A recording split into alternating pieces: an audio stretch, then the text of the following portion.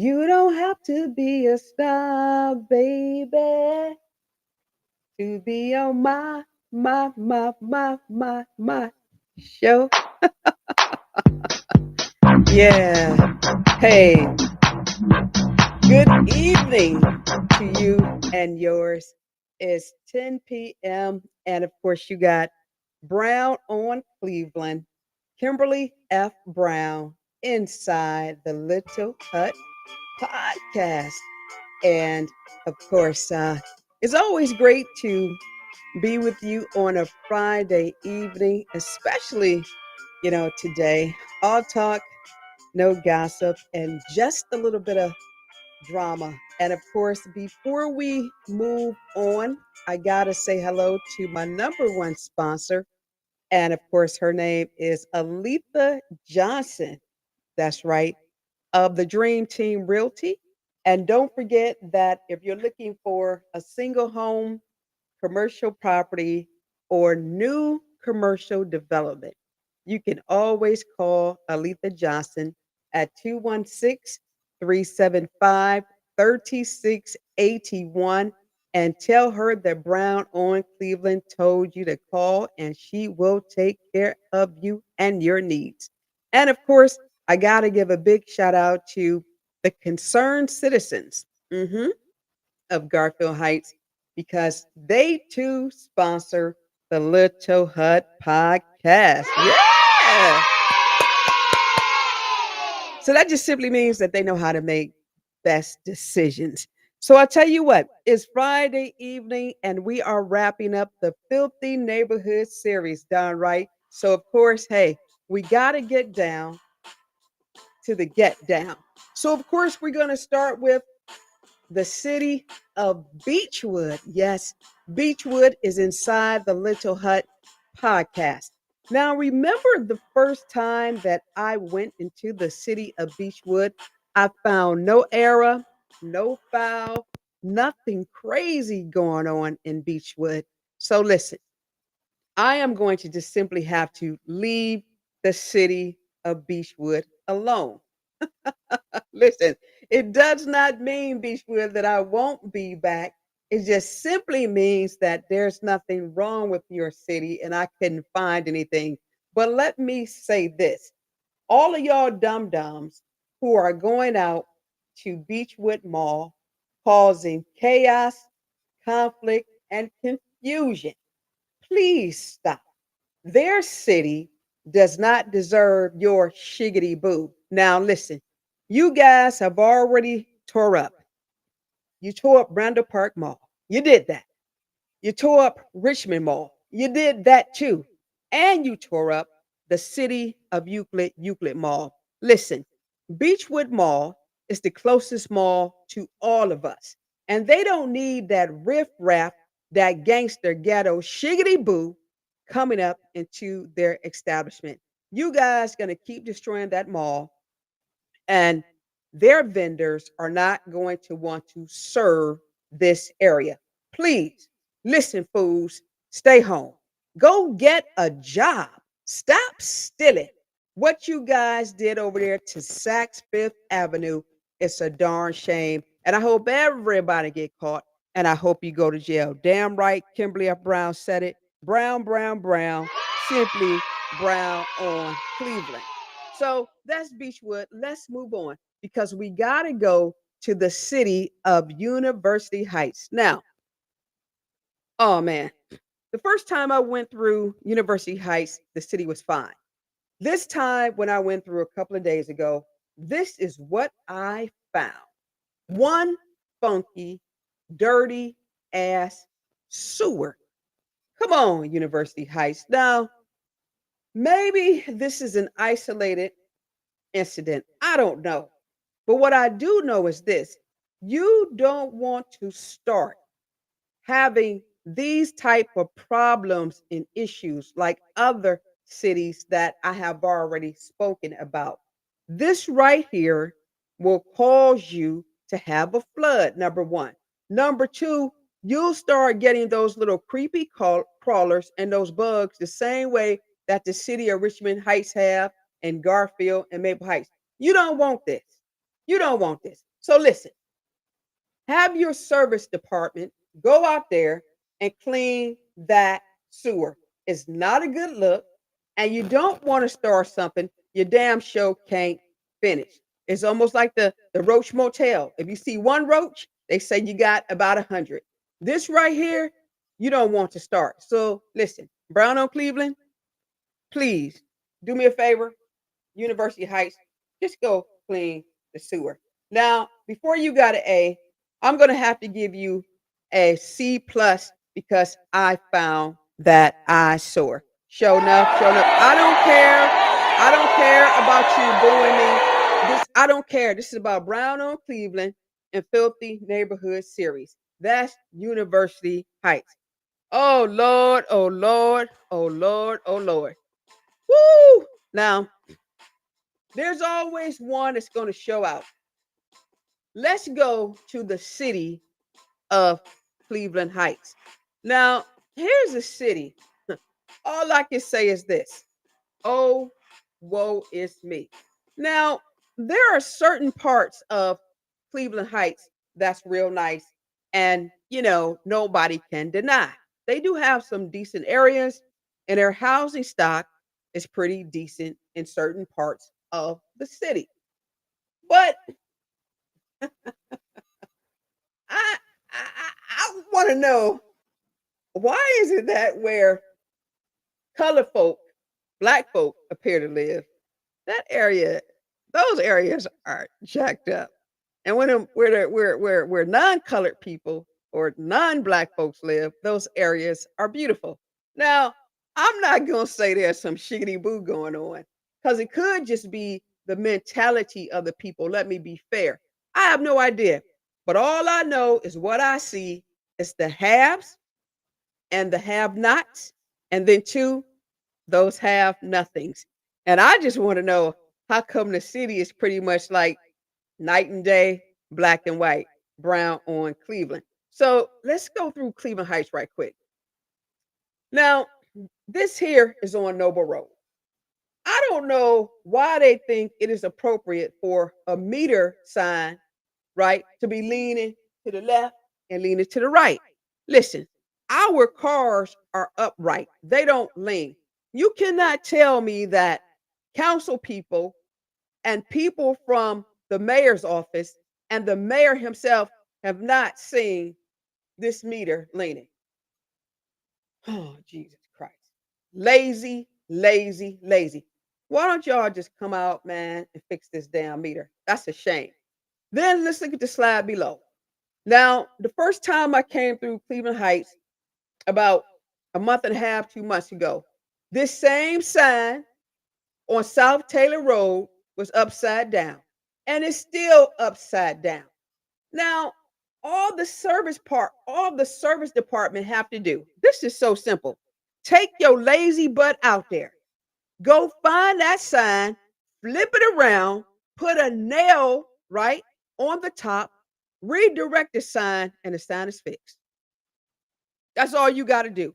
Now, I could have done it for them for free, but I don't get paid for that. The mayor got nerves to go on the news and talk about council. Well, the energy that he spent talking about council having a secret squirrel meeting, he should have used the same energy to go down South Taylor with his own screwdriver and his own nail, and he should have fixed that damn sign. That don't make no sense. Y'all got how many council people? 7? And you mean to tell me y'all drive by this sign every single day and don't nobody say anything but Brown on Cleveland? Ha! Boy, I tell you, half of you council people, y'all need to be replaced. But let's go further. Now, here's the thing that really gets me. Here you have a car parked on the line in the city of Cleveland Heights. And if you guys don't know it, according to the state of Ohio, parking cars on the line is illegal. Parking cars on the line is illegal. I'm going to say it one more time. Parking cars, I don't care if it is your property, right? Parking cars on the line is illegal. Not only is it illegal, but it's also tacky. Don't nobody want to see somebody's car in their front yard on the front grass. The other thing that people don't understand, and this is like common sense, ABC 1, 2, 3. It's a safety hazard. It's dangerous. Here you got a car in the front of your yard. You got fumes that are going right into your home. What happens if you mistake the brake for the gas, right? Now you got a car going into your front porch or your front door. People sit in the front of their homes. You got a car right there, man. On top of that, you have gas lines, right?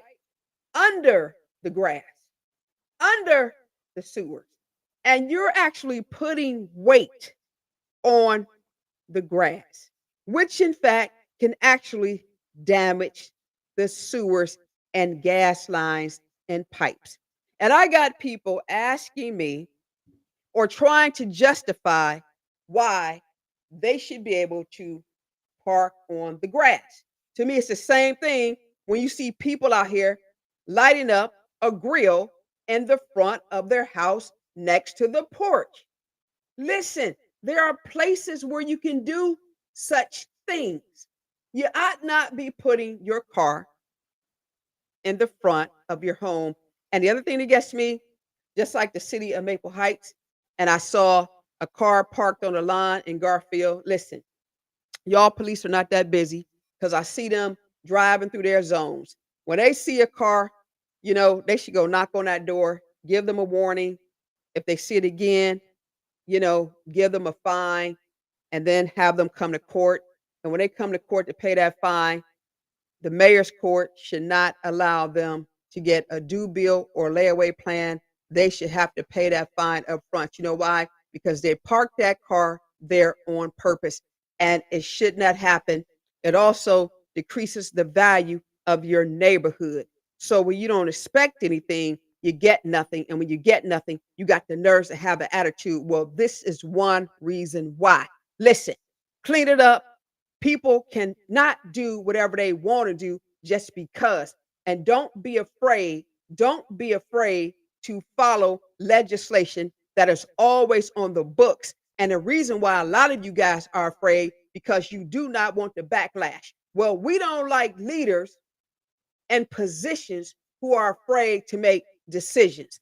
That's the reason why half of you council people must go because we are sick and tired and sick of you. You just need to go. We tired of you. Bye. Show enough, show enough, show enough. Brown on Cleveland. Let's move on. Now, remember when we visited the city of Cleveland Heights last time? And I told you that I was across the street from an elementary school called Oxford Elementary School. Y'all remember this slide? Just simply nasty. I mean, this is like one of the nastiest pictures I've taken since the Filthy Neighborhood series, besides that old nasty Richmond Heights. Pretty much look like they're twin, right? Well, I'm a little proud of Cleveland Heights right now. Now, look at this slide right here. This was nasty, funky, trifling. This area was so nasty that they bugs was trying to, you know, attack my bun and my brain. I didn't know what I was going to do. I was had to fight them. I just didn't know what, things were happening. But I want to show you something. All jokes aside, watch this. Bam! Go on, Cleveland Heights. Ain't mad at you at all. So listen, all those people who were trying to hate, they were talking about, Brown on Cleveland, Inside the Little Hub podcast. These cities are not listening to you. That's a lie. That's a lie. That's a lie. Not only did the cities listen to me, but they took note of the issues that I brought to their attention, and 90% of them corrected the error. Really, let me say this. It wasn't because of me. It's because they knew that they were dead wrong with the way that they were treating their constituents. So how do you keep your seat? How do you keep your reverence in the community? You do right by the people. So Cleveland Heights, I'm not going to bash you the way I wanted to bash you because you did put forth an effort. On top of that, I have other photos in my portfolio of some of the other areas that I have gone to, and you did clean up those areas. But still, you know what? You guys have a lot of work to do. So rather than the mayor fight with council and council fight with the mayor, why don't you guys just learn how to get along? Go to dinner, get yourself some onion rings, and then y'all share the onion rings. That's what y'all do. That's the first step. And then why don't y'all learn how to just simply act like adults and play in the sandbox? Pretty nice. And that doesn't mean that you have to, go along to get along. It just simply means that, if you guys have an issue, handle your issue and stop running to the media. Because the only thing the media is going to do is exploit you. They're only interested in their ratings. They don't give a crap about what you do, how you do, when you do it, or why you do it. Listen, take it from me. It's all about the clicks and the hits and how much money they can make for the advertisers. Bottom line, bottom line. But at any rate, listen, we are concluding the Filthy Neighborhood series. Now, keep in mind, I'm going to remind you, this series was about council people. And the question is, do your council person walk the ward or do they walk the district? Who knows? It's all semantics. Wards, district wards, hell, same thing. Do you see your council person in the community? Do you see the front or do you see the back of them? Or some of y'all don't see them until election time. And if that's the case, do yourself a favor, walk them jokers right out of office the same way you walked them in when they knocked on your door and they pleaded with you about you giving them their vote, your vote, right? So, what does the council person do besides run, hide, do nothing, and get on your nerves? Well, they're supposed to be able to introduce new laws for your city. They supposed to be able to negotiate the city budget and approve that budget. They supposed to be able to, let's see, monitor city agencies like the police force and public works department to ensure that they are effectively serving their communities. And with the filth that I've found in these neighborhoods, we know they don't do it, which simply tells me that the majority of these council people, the majority of these council people, they need to be fired. They're also supposed to be able to write grants to earn money or secure resources for city projects. Most of them, all they know how to do is lie, lie, lie, and cause confusion and gossip and spread rumors and take photo ops, acting as though they are important, but they ain't worth $2.50.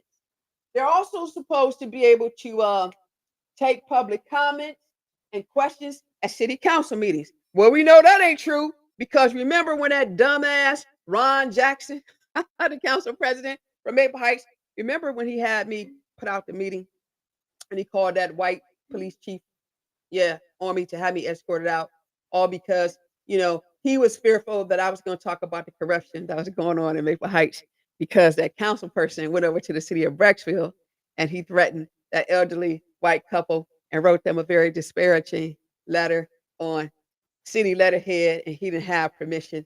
And that was so, egregious and he abused his power as a council person. So there you have it, you guys. Filthy Neighborhood series. Don't forget next week we have the Jackass Awards coming up and you just may be getting an award. Anyway, that's Brown, Brown, Brown, Simply Brown on Cleveland. It was great following up with the Filthy Neighborhood series. That's right. And don't forget that we are going to continue with something a little different. Now, this time, I'm only going to focus on the city of Cleveland. I am. And we are going to go to every single community center in the city of Cleveland.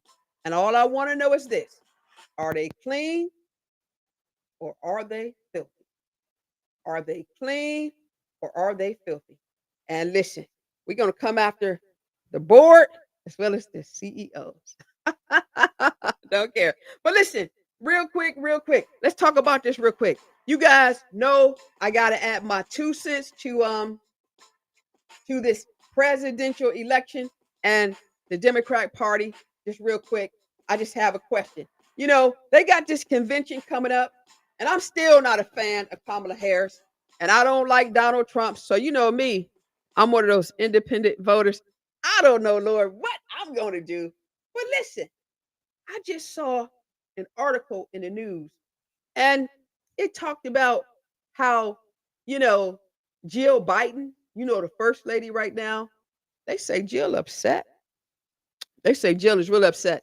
They said that First Lady Jill Biden, they said that, she knows for a fact that the Democratic Party railroaded her husband. They tossed him out like, dirty bath water.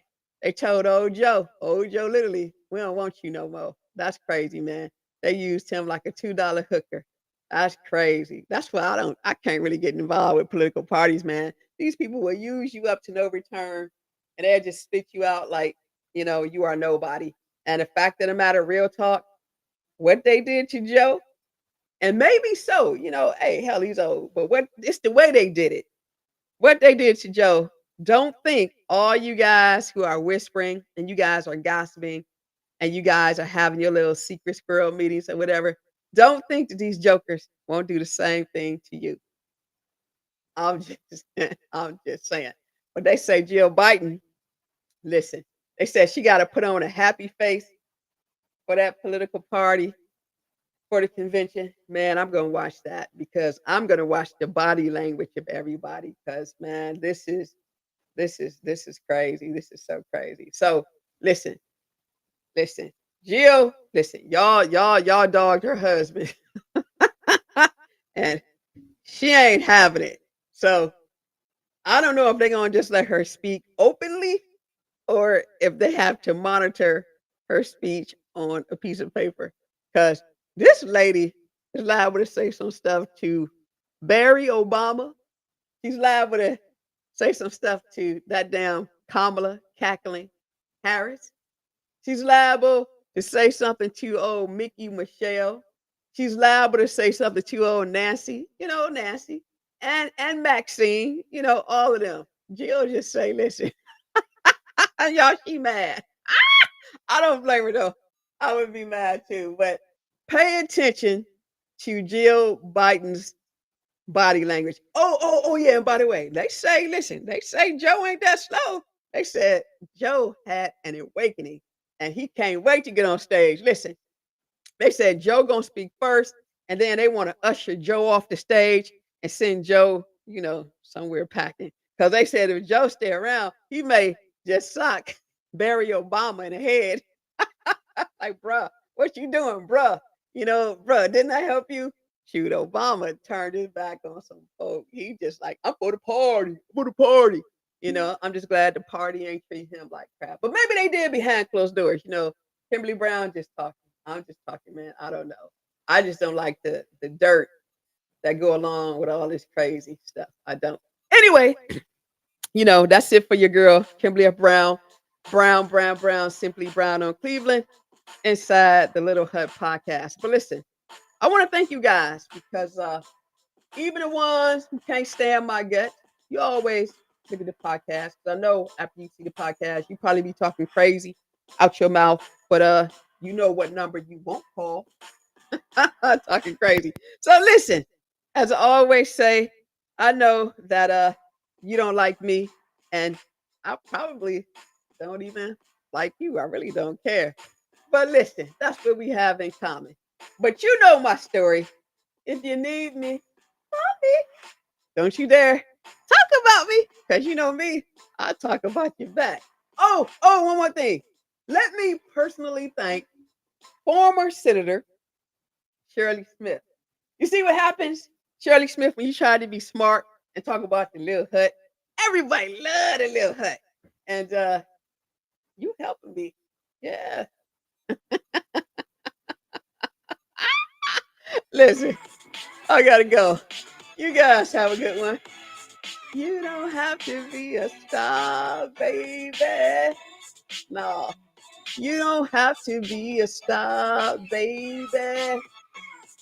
You don't have to be a star, baby, to be